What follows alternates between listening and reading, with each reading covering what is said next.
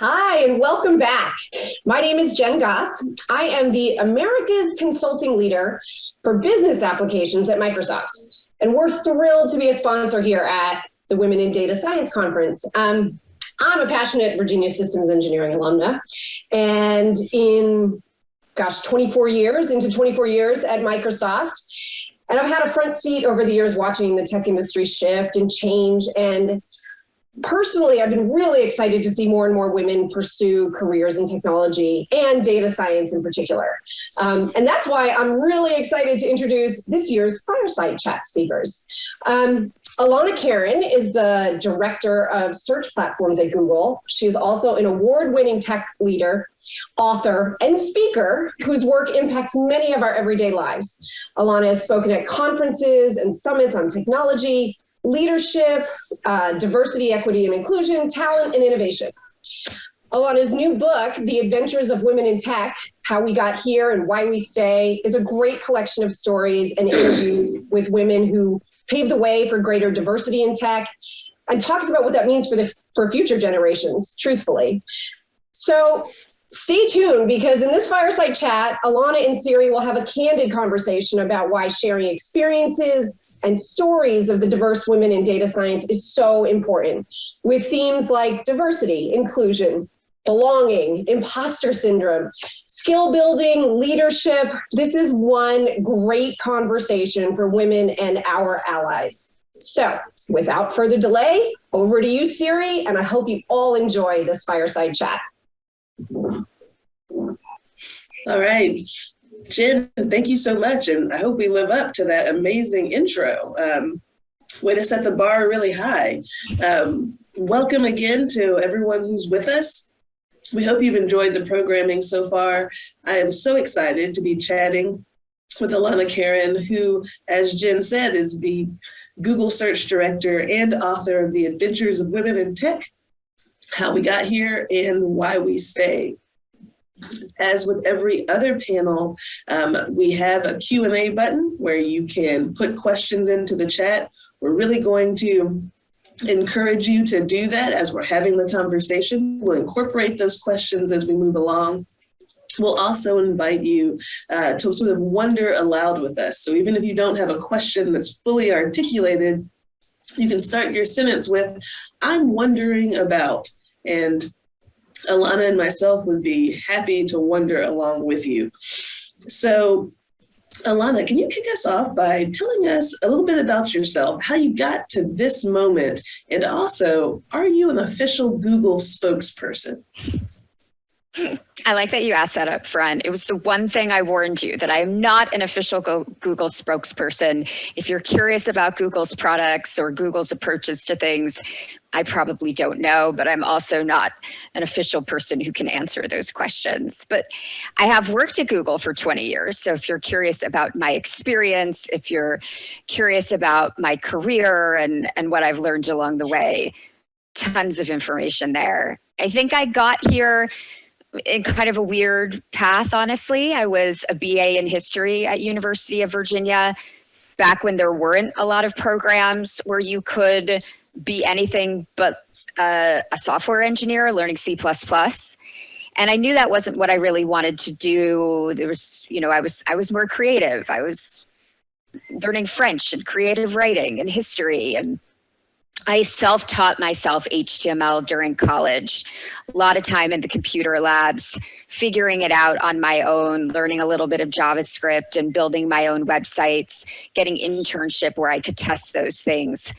And that ultimately led me towards applying to jobs in tech. First at University of Virginia, and I was a webmaster there, then at a startup, and then at another startup, which was Google, and have worked there for years in different leadership and operations roles. So yeah, a little bit of a windy path. I love it. And, I also loved your book. And I'd like to start our conversation off similar to the way that you actually started your book, where you talk about resiliency. Right. And in your book, in the workbook, you described resiliency as a muscle, right? So through practice, we're building this muscle over time. And the story that really stuck with me was something that you shared about, you were raised by equity-minded parents. You did note that you are, I believe you described it as a cute size of 5'1", and that because of that, right, you've sort of become accustomed to having to prove yourself, right? And you already mentioned your time at the University of Virginia. I know you actually started with an internship at Darden. Could you share a little bit about the experience that you shared in the book about that internship? Yeah, absolutely. And you reminded me, we're probably going to reference 2 books along the way, because I've got the first book, which was a collection of 80 plus interviews with women. And I kind of wove them together with my story and other things I've learned along the way. And it's more of like your hardcover narrative. And then I have a follow-up workbook coming out in April, where I go through 5 key skills that I saw that 5 key tools women developed, resilience being one of them. We'll talk about the others in more detail, and I offer exercises for building those. So just wanted to throw that in there before we confuse people. I was trying to teach myself technical skills before there were online classes. Maybe there were a couple, HTML for Dummies books, but it was 20 plus years ago. And it was before as much was offered as there is today. There was no women in data science program, nothing like it. And one of the ways I figured out was that when I got internships, I could, through those internships, learn skills. And the internship I had first had was like with the International Center, and I just revamped their website. And then I heard about this Darden internship where they had a multimedia lab. And so to me, this was like, oh, you could go to where people like really knew this stuff and learn from them.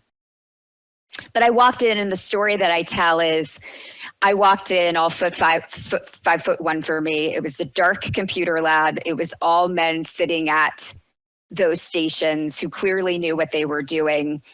And the manager, a man who ran it, said, "You're going to have to earn your spot." Like, it was very doubtful that I could keep up, that I could contribute. But maybe, I don't know what convinced him. Maybe I'm a fast talker. Maybe he just didn't have any other applicants. I have no idea. He let me stay, but not without a lot of lessons, no lessons, no support. I basically sat down, and it was like Adobe Flash, and I started to self-teach myself and like peek at the guy next to me. And so I think I didn't know, though, that there was any difference. I'd never been in a supportive environment of learning, I suppose, where someone was going to like handhold me and teach me, et cetera. I'd been alone in the computer lab, self-teaching myself already. So I think therein is where some of that resilience is, right? Like, okay, I'll teach myself. Okay, you can't knock me down. And if you don't believe me, I'm going to prove you wrong. In fact, that's a source of power for me. If you don't believe, I'm going to take that challenge and I'm going to one up you. And I'd already done that in other internships as well. So yeah, I don't know that it's the best place to be. And I would hope that over time we've formed more support, because I feel like that would really catapult us in terms of what we can do and what we in fact would deliver. But in terms of building resilience, which I think we all need in our career, because we're all going to have down moments, we're all going to have to rise up. It was a great background for that. I believe it. And listening to your story and even listening to you talk right now, I thought about that thing that Muhammad Ali said, right? Where he said, everyone has a plan until they get hit in the mouth. and I thought, it almost felt like in reading your book, you got hit in the mouth a few times, right? But kept, and almost seemed like sometimes, to your point, you didn't even realize that's what was happening, right? But you sort of kept going after it. And in your workbook, you actually provide some exercises or some steps that folks can take to grow their resiliency, going back to that muscle piece. And the one that stuck out to me, so you talk about growing from feedback, figuring out how to sort of size up your problems, using tough times to build yourself up, moving on from bitterness. And you talk about failure too, and I want to get to that one. But first, I want to talk about this feedback exercise, because something that stuck out to me in your workbook was you said it's okay to scrutinize feedback. And I thought, now that's not something that you typically hear folks tell you, right? They tell you should be good at taking feedback, right? You should practice accepting feedback. But I would love to hear you share some advice on, this preparing yourself not only to accept it, but really to challenge feedback, which is something that certainly we don't always feel comfortable doing. Yeah, and I'm not saying right now, just go stop listening to people, right? Like that's not it. But I do think we're often told feedback is a gift, which makes it sound like it's always a good gift. It's always the right gift. It's always the perfect gift for you. But sometimes it's like the socks you didn't want from your grandmother. Like sometimes it's not a good gift and it's not what you wanted and it doesn't fit you. It's not the right thing. Or it's just a lame gift, like, right? And I think that what I learned over time was that people are giving you feedback based on their perspective and based on their experience. That doesn't make it inherently wrong, but it just doesn't always mean that it's right for you or that it fits you. Sometimes it is inherently wrong. Sometimes they're telling you, it's filled with unconscious bias. They say you sounded angry in that meeting and you should be quiet in meetings. Now, maybe you did sound angry in that meeting, and maybe that is something to think about, and you should scrutinize that. Why did I sound angry? What makes me angry in meetings? How could maybe I come across differently? But that doesn't mean you have to be quiet. Right, so that second part wasn't accurate. Now, sometimes people also say you sounded angry and you didn't, right? We're all familiar with like kind of this thought of the angry Black woman, or it happens actually, that one's we're sort of familiar with, but I've seen it also apply to quiet Asian women when they finally break down and speak up. Like, now you overdid it, right? And that has a little bit more to do with the people hearing it and digesting it than it has to do with you. And I think we're becoming more aware of that over time. So my tips are really about taking a step back from feedback when you get it. Don't dive straight into it. First of all, actually, let me back up. Actually accept feedback that is positive about you.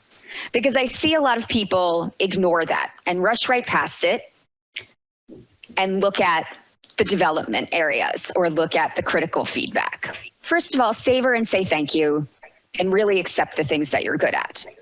And then look at what you got that is maybe more critical or more development oriented and take a step back from it. Hopefully you have a support network, at least of friends or family, if not of colleagues or mentors, you can talk about feedback with. Sometimes you'll agree with it right off the bat. But if you're like, I don't know, this doesn't sound like me, I'm surprised by this feedback, I think that it doesn't take into account other perspectives. It's a great time to slow down, digest it with some other people, and think about what can you take from it, or what can you ask back for more info? And that's what the book kind of helps you break it down a bit more, so you don't just like race into your boss's office and yell at them, because I don't recommend that. That's fair. It's probably a solid piece of advice there. Something that I thought about when as you were talking too, certainly, yes, this, I've been exposed to the angry Black woman stereotype, but I also will to raise up that, isn't anger sometimes justified? Right? So I really appreciate your taking a step back piece, because that can be hard to do. So, I also said I wanted to talk about failure because this was another part of your resiliency exercise. You talked about how do you recover from failure? And something that you said in the book that really stuck out to me, or the workbook that really stuck out to me, actually I'm going to read it out loud, is you said, I now anticipate failure. You said, I aim for a big goal and I always have a plan in mind, but I see this plan as living. And what stuck out to me here was, I thought, first off, accepting failure as failure, right? Because a lot of times people will just sort of say, oh, there's no failures, there's just opportunities, right? And your book sort of lays out and actually has women describing times where this was a failure, right? I failed. But it also talks about their recovery from that. And I think that really goes to your part about this plan is living. I would love to hear you talk about, this sort of idea of failure, and especially separating failure from shame. Because I think that part that you said, I now anticipate failure, sort of accepting, right, that this is a thing that can happen. Yeah. Right, can be difficult to separate that from like the shame feeling of, oh no, I failed. Would love to hear your thoughts on that piece. Yeah. First of all, I should give credit where credit's due. I have 4 co-writers, 1 co-author, and 3 contributors to the book. And I believe, if my memory is accurate, that my co-author, Marilee Nika, wrote this specific article. So I just credit where credit's due. But I have learned this same lesson. Like, everything in this book were lessons we'd all learned. And we all kind of divvied them up after writing the table of contents, being like, well, who has the best stories for this one? Or who has the best content or the best exercise? And I think what I've had to learn over time is that success and failure overlap. And in fact, there's someone famous who has a quote about this, that we think of them as these separate circles, but really they're nested within each other. And with the quote is something like, success is 99% failure. You'll have to look it up, though. I can't remember who said it. And I think that maybe because of how we're taught in school, maybe how we're raised by our parents, we think of them as these polar opposites. You get an A or you get an F. Right? There was no like F nested within the A. You just get an A or you get an F. And so I think the rest of our life is kind of learning, oh no, I learned a ton from that failure. And that really helped me grow, and it helped me avoid this other thing. Or in fact, many scientific failures led to amazing discoveries. And you discover that kind of in your world as well. An artistic failure leads to something you didn't even know it would. Something that you attempted to do led in a totally different direction. The job that you took didn't work out, but it introduced you to all these people, and it led to your next great opportunity. So I think that there is something about trying to embrace it and see what you got from it, so that we don't let the shame take over. Now, if you want to know about shame read Brene Brown, who's just like the lady on shame and vulnerability. But you were going to say something like spring break. When I think about shame, I think about spring break of like 2008. I mean, some things just need to be walked away from. I don't know if you're going. Some things you just don't learn from. Some things just happened and maybe should be left where they were and never spoken of again. But now I'm thinking about my spring breaks. But anyway, But I think for the most part, especially when you get into a work atmosphere or even a life atmosphere, like, you know, we can give ourselves a lot of shame for staying in a relationship too long, for not taking chances, for taking too many chances, for this, for that we've done. Addiction cycles are full of shame. You know, there's just so much in there that I think that we are rewiring ourselves for constantly in our life. And certainly it's going to show up in your career for sure.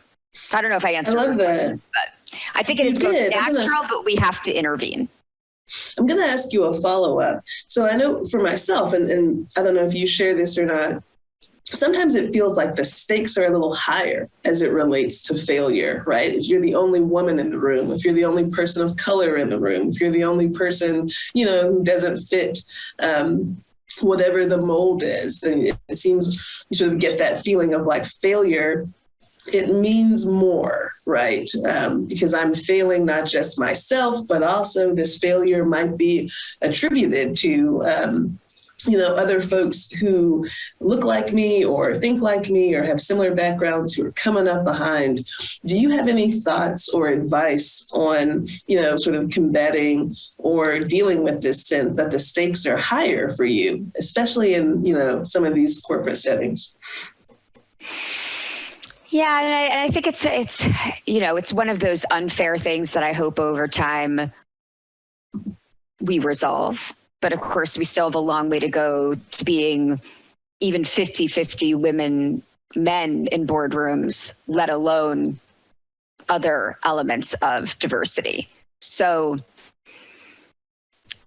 we're going to have to carry this one for a while.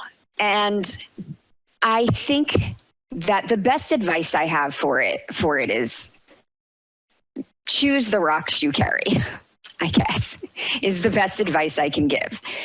And I'm sure you've sometimes seen illustrations of this as well, that it's like the white male is racing up the hill and so are you, but you're carrying a ton of rocks.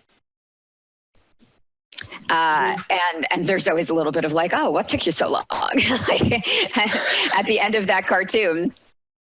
And what are the rocks? There's, things that you may or may not have learned via the background that you came up, things you may or may not have been exposed to as you were being raised or in the schools that you were in, things that just seem like secret coding when you get in the workplace that other people seem to understand, maybe because of the backgrounds, maybe just because they're also going to bars together at night or whatever it is. And maybe it's the unconscious biases that people carry, or maybe even outright, not even unconscious, but just conscious things that people are carrying with them that make how they deal with you differently than how they deal with other people, or the opportunities they give you different. Maybe it's that there's no mentors that look like you yet. And so you're unable to get advice within your institution or your company, right? So there's all these different things. But I think we also put a lot of rocks on ourselves, right? In those moments, how do we feel about it? How much do we feel like we have to mold and fit in? And how does that make us feel? How much do we try to help others, and we help others so much that we weigh ourselves down? And so I think there's some selection of rocks. Yes, help others, but moderate. Yes, listen to feedback, but also feel comfortable finding support if you think the feedback isn't accurate, right? Yes, walk away from jobs that maybe you've just seen after trying don't work out for you. I always recommend trying, but if you've tried and you've taken X period of time and it's not working, walk away, right? What are these things, and choose them knowingly versus letting them weigh you down. I think, by the way, some of us are really galvanized by feeling like the odds are against us. So if it works for you, it works for you. But if you're feeling dragged out and weary, which is what happens to a lot of people in this situation, it's time to review what you're carrying and really be mindful of it. Because the rest of the world will change, and it has been, and I've seen it over my years in tech, but slowly. And so you're going to have to watch out for you. Mental health is often not talked about in different communities nearly enough. That is changing.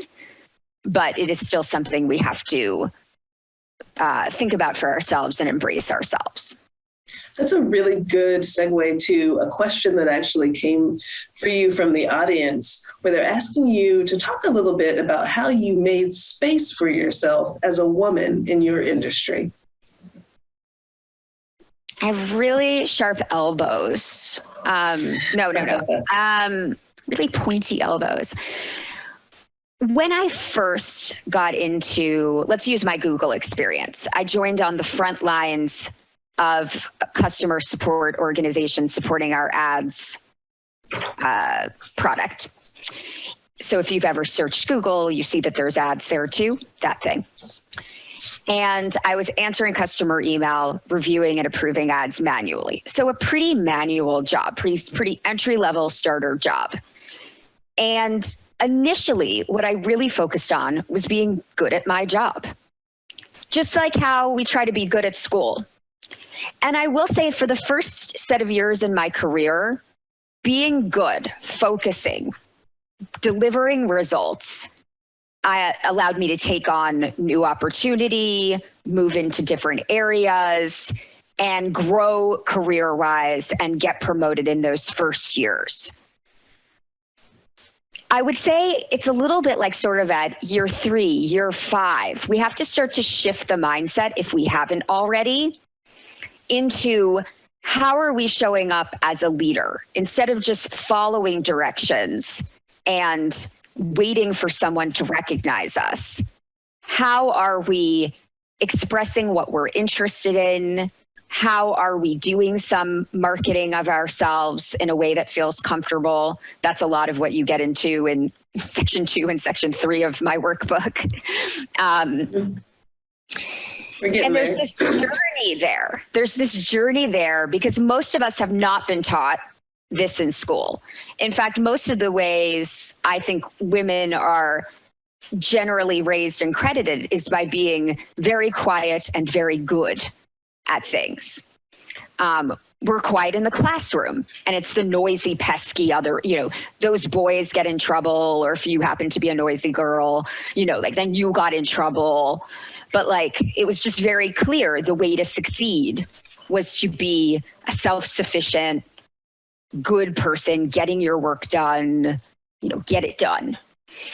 And to help others, right? To serve on student councils, to serve others. And so that perpetuates women quietly serving others in our culture. But it's really interesting when you get to work, not nearly as credited. What leadership looks like when you get to work is still, for the most part, a traditionally white male stereotype of takes up space in the room, loud, booming voice, clever, and so obviously you have to speak to seem clever. There's all of these kind of things that just start to work against you. And so you have to start to figure out, okay, well, the world is changing, yes, but kind of slowly. And that's still kind of the archetype. So how do I start speaking up? And what is that style that works for me? For me, I discovered humor was my thing.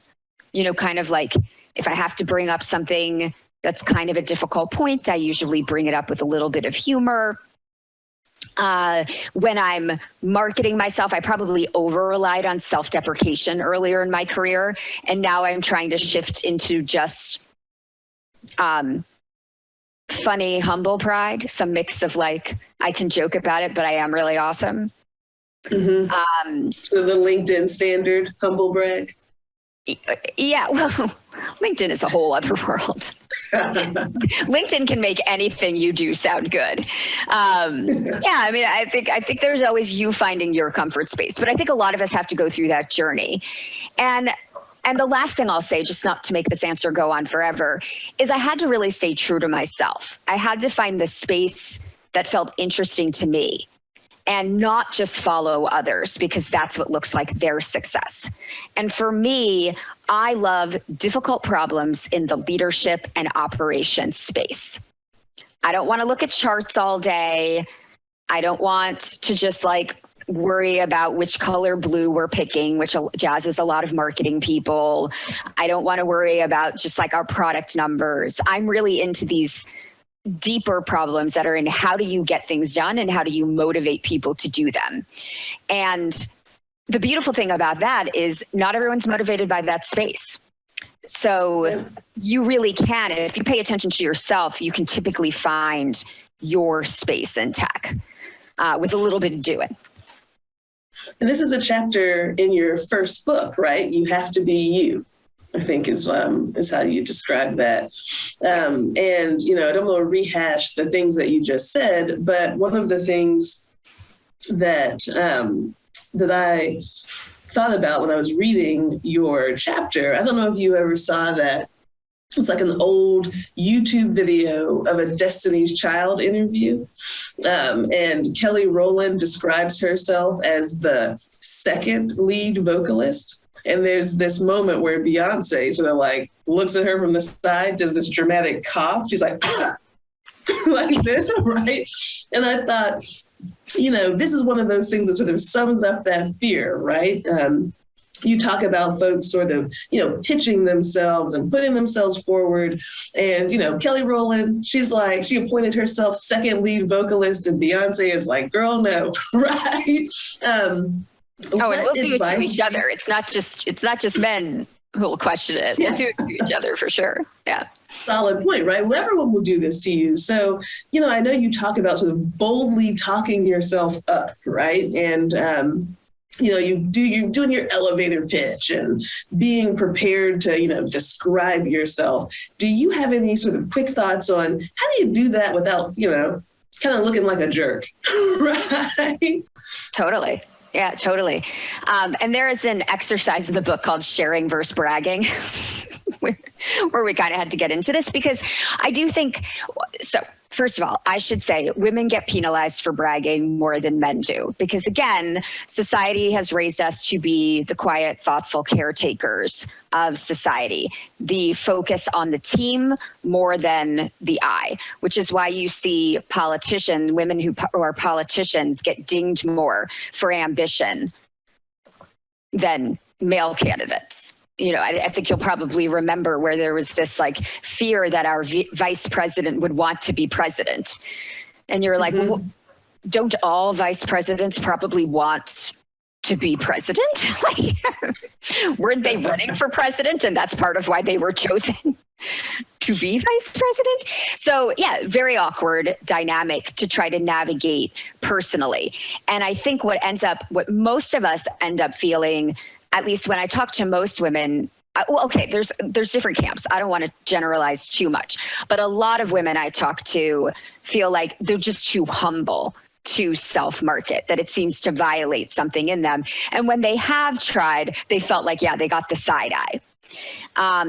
And I think that it'll take a little testing and safe experiments. But I think you'll find a style that really works for you.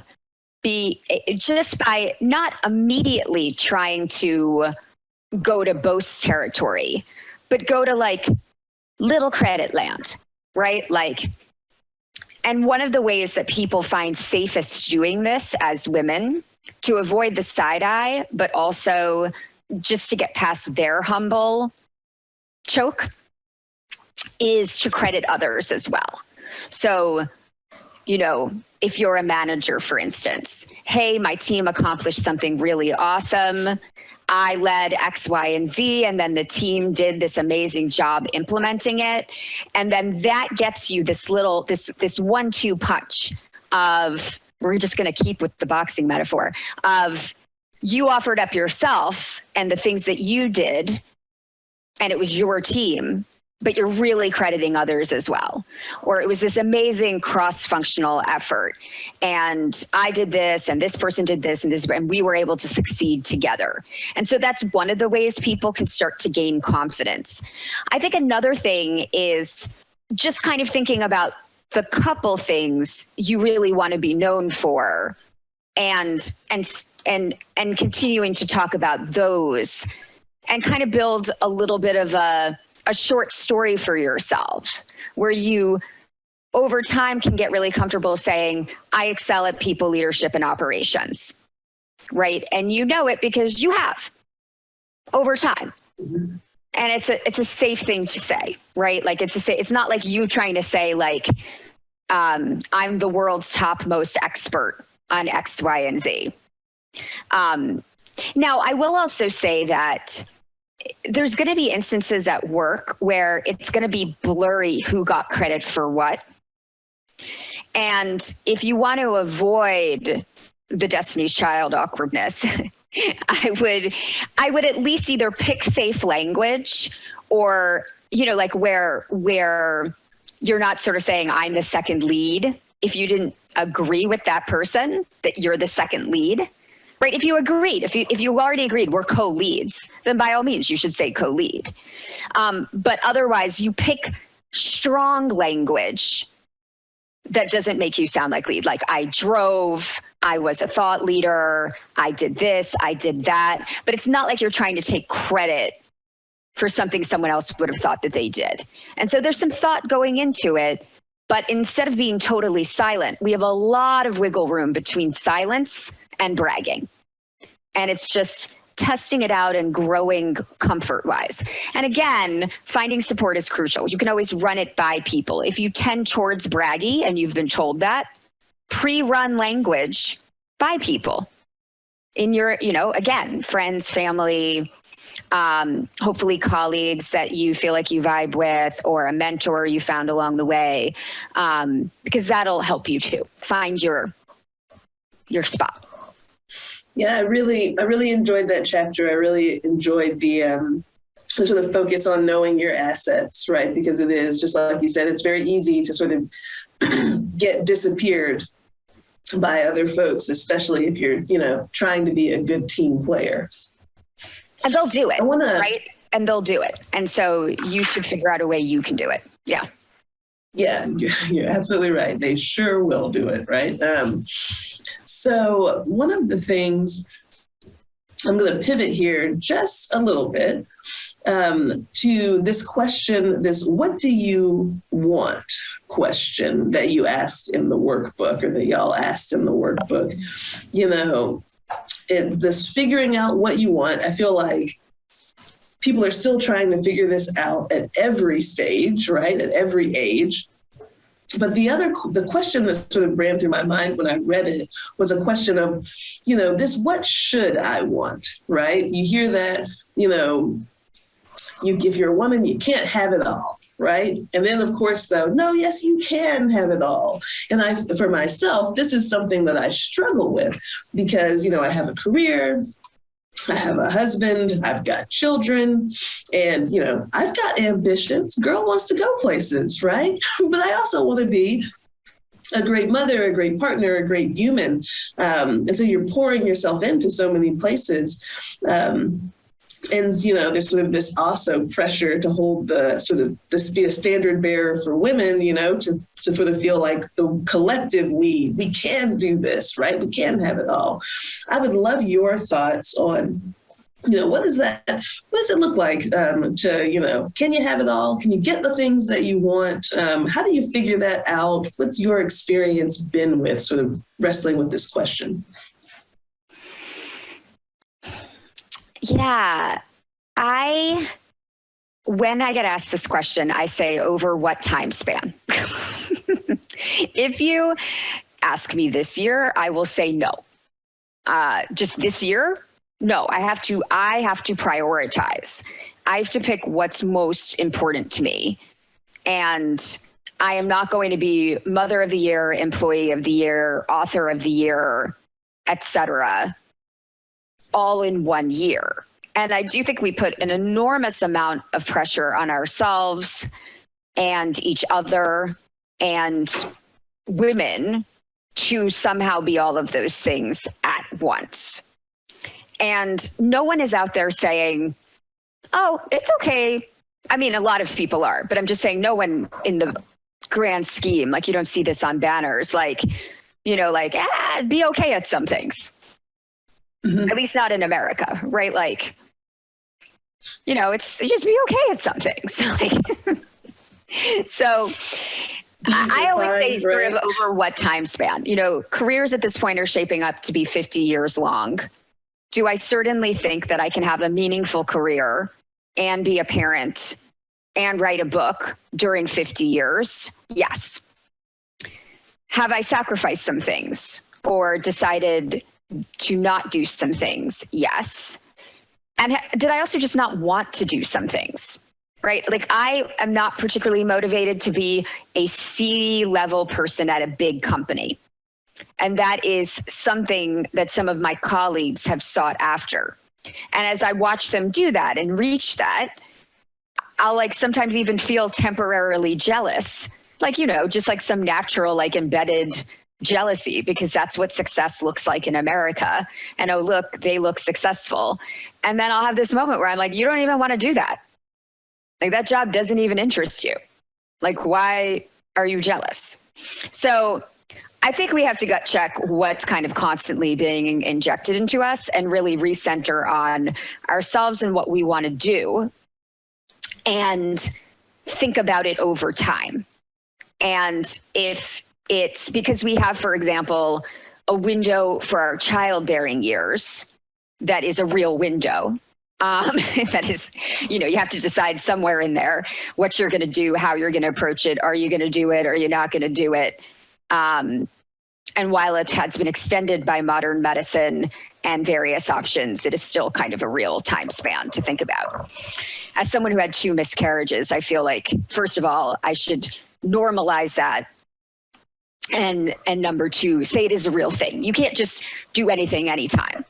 But on the other hand, you can say to yourself in a 50-year-long career, this is the year or 2 where I'm really going to focus on family because I am pregnant, I am having a baby, the baby is a toddler, this is their most needy time, at least before they become crazy, weird teenagers.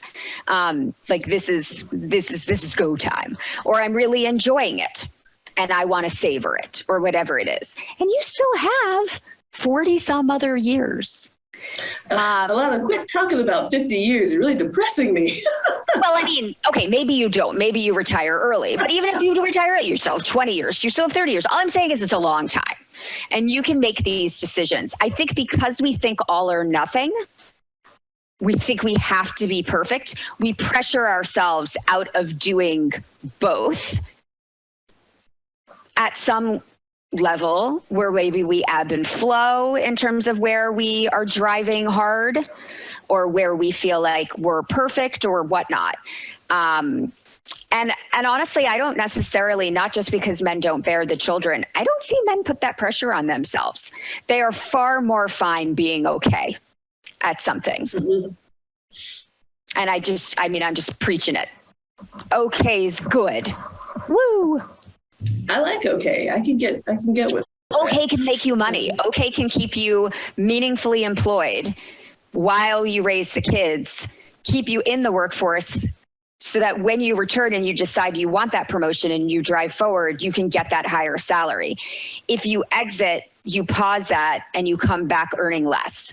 So, I mean, I think there's just like a lot that it actually ties meaningfully to women's progress in the workplace, but our individual progress as well.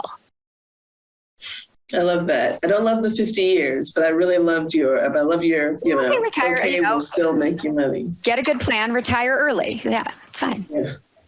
I will try and keep that in mind. Hopefully my boss isn't listening. So, I want to talk again about another story that you shared in your book. And this one, I'll tell you, I actually found myself tearing up a little bit when you're describing this trip you took to Target and, My Little Pony, yes. And then also your 6th grade scholarship, right, in this dinner with your father. I'm going to ask you to sort of share that story here. Yeah, so one of the things that has actually ended up being like you get further into your life and your career and you realize how your childhood has impacted you. And while that can sound like psychobabble, like psychiatrist babble, like it's just really super true. The traumas we experience there, the things that shaped us, they reverberate. And one of the things that I noticed was because I grew up without a lot of money, I really wasn't trained to see opportunity, almost the opposite. I was trained to see limitations. And so the stories, a couple of the anecdotes I share, we went to I think it was called Caldor's back in the day, but it was Target. for all intents and purposes, to give you a sense of what it was. And something had been mismarked. A My Little Pony toy had been mismarked at $1. And I saw it and I brought it to my mom, and I was like, I knew we could afford it at $1. And she kind of had this look on her face, like already sort of like, I don't think this is going to work, but sure. And we got it to the checkout and it rang up as $11 and we couldn't get it. And I put this in the book, but when I tell this story as an adult, everyone's like, oh, the store should have honored the price. And that's just, that's like what the privileged person would say. Like, like, to be honest, and we weren't. We sort of just slunk out of there being like, we knew it wouldn't work. We knew life, like I knew life couldn't be that good, that this great $11 toy, which would probably be a $22 toy nowadays, just to give you the this is like maybe nowadays seeing something marked $3 versus 22 or something like that.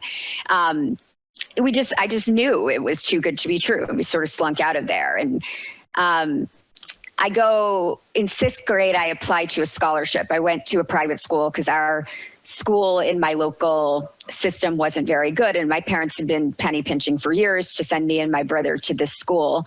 And I learn about a scholarship in 6th grade. I apply for it and I win it. And my dad takes me out to dinner to celebrate it. And I remember very clearly him saying to me, things like this don't happen to people like us. And even every time I say, I get chills, I get body chills, because it was such a visceral moment of me thinking, oh no, Dad, like I'm not going to live my life that way. Where like, I think that this couldn't happen to me, or that like as a category, things like this don't happen to me. And so I spent a lot of the rest of my life trying to get to something better. And even that process has, I think, been interesting. And if my husband were here, he'd tell you what a hair trigger I have about money to this day, because it's safety, it's security, and it's what I'll never experience that feeling like that again kind of thing. And it really does shape you. Yeah, when I read that, not only did I connect to it because I have a similar sense about money. My therapist says money is safety for you. And she's right. But when I read that, things like this don't happen to people like us. And I'll take like an intersectionality moment here, right? Because I felt that on sort of multiple levels, multiple identities, also having come from a low income background, right? I know I've had that very same thought as it relates to money. I've also had it as it relates to race or to, gender. I'm sure we have folks, who are with us who have had the same thought, right? Whether it's a scholarship or a My Little Pony or whatever. And, that feeling of, I don't belong here. This isn't for me. I would ask, over the length of your career, and how have you navigated that feeling, right, of being in spaces? Has that thought come into your mind of, I don't belong here? And if so, how have you sort of overcome or addressed it or made that voice smaller? Yeah. I grew up feeling other my whole time, my whole childhood, and I think the way I was describing it to another group the other day was, I think we forget how narrow the definition of good was. Like, I think in this like modern world of diversity and whatnot, we're still really fighting a huge battle. But when I was growing up, my name was Alana. Everyone else's name was like Jen and Lisa and Mike. I mean, I was like weird. And I was also this like, just picture me smaller. Like, people would call me 13 going on 30. People would like commend my maturity at age 7. Like, I just was this like awkward, weird kid, and lots of different things. My parents were the only divorced parents. Like, there just was like so many things where like I think that my whole childhood, I just felt enormously not like this was not my time. You know, all these people who peak in high school, no, not me. Like I was clearly waiting for like adulthood. And I think because of that, actually, it became sort of my superpower. I didn't have one group I closely aligned to. I learned to navigate between groups. I could speak to power because I was used to speaking to adults my whole life. I had learned, I think, my style earlier about how I use humor to break up some of that. And that helped get me along. And at least in the initial years at work, I hid in work and being good at work and sort of use that, I think, to sort of break the ice and get a reputation that then carried me in as I tried other things. And I don't necessarily recommend feeling awkward your whole life, but I will say I think that it got better over time because I started to see how universal that was in a way that didn't feel that way when I was a child. And that helped me relate and empathize to people and become a great leader to people. And so it became this thing where at some point it shifted anyway. And the very things that I used to have to use just to cope with being other made me better at being a leader, better at my job, better at hiring people and taking chances on hiring people who don't have traditional backgrounds, better at coaching people and leading people. And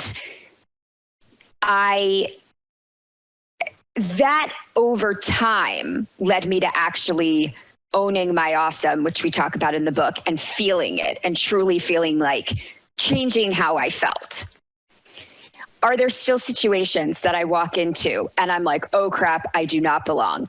Literally anything that feels like a sorority, I will walk into a room as an adult still. There will be a certain crowd and I will be like, not my tribe. Oh my gosh. They're all dressed to the nines. They're all lovely. They're all this, they're all that. They're all talking about things that I don't relate to. Where are my nerds? And so it's not that I don't still feel it as an adult. I do. But now I just go into so much confidence that I am awesome. And so I just should go find my own tribe. This doesn't say anything about me. This just isn't who I should hang with. Or this isn't the right team for me. This isn't the right boss, whatever it is. And it's not me. And that's my really long way of saying, I took the 40-year-old road by getting out here with this book and doing more of these talks. I'm hoping to shorten people's journey so that they can feel this in their 20s. They can feel it earlier. And hopefully the workbook helps with this too. Just help this journey not be so long. That it takes us so long to embrace who we are and feel like we can be ourselves. Yeah. Yeah, I think that owning your awesome, really great point. Hard to do a lot of times. Similarly, it's been a journey. I know for myself, I entered the working space feeling like I had to be sort of less Black, less female, certainly less person who comes from a completely different background than the folks around me. And I found that when I actually started to realize greater success in my career was when I took that step of actually being more myself in all of those spaces. That's right. So yeah, we're down to... Yeah. I mean, obviously we could talk for hours about how do you be more and not get in trouble for it. But I do think that we do need to find that path to being ourselves much faster than we do having to fit into the little box that first gets shown to us.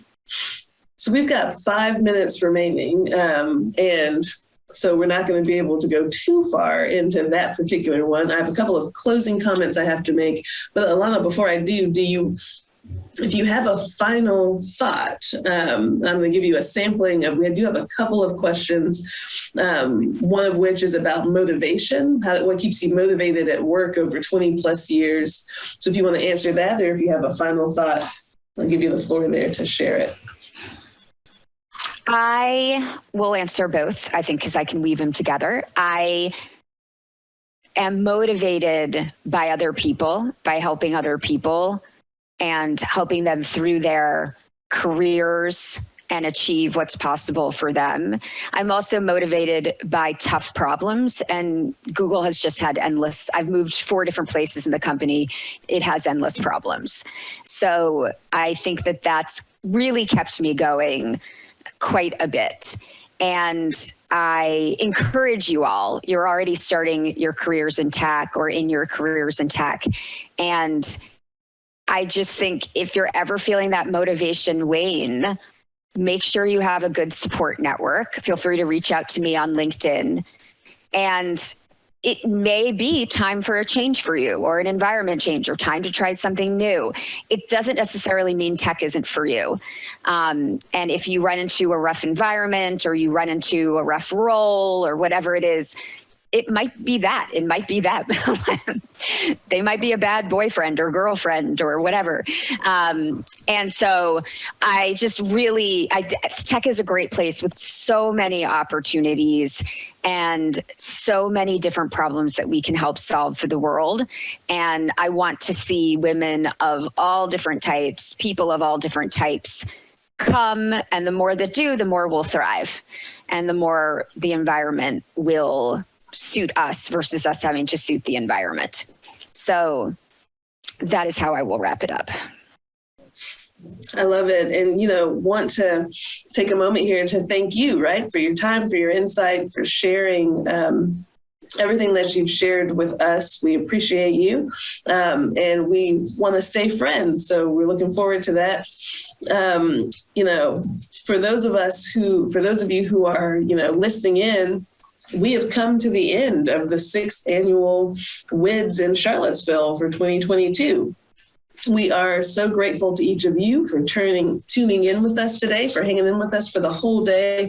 Please stay connected. If you have questions or want to connect, please do not hesitate to catch us at UVA Data Science or to reach out directly. I also am more than happy to connect on LinkedIn or to get some time on the calendar to chat. We'll be in touch with each of you for disseminating the presentation videos and materials. We really want your feedback because we want to make this the best conference possible. So if you don't mind hitting that little button on the how are we doing, please go ahead, hit that while you're thinking about it and let us know. Once again, a huge thank you to all of our speakers, to the AV company, to our sponsors, Daybreak, LMI, Capital One, Deloitte, QIM, Microsoft, Oracle, and Summit to See. I had a moment right there where I felt like I was on, one of those like TRL or like one of those shows where at the end you're rolling them out. Went fast, but very sincere in the thank you. Stay engaged, stay excited, stay connected. Thank you. Happy Friday. Have a great weekend, folks.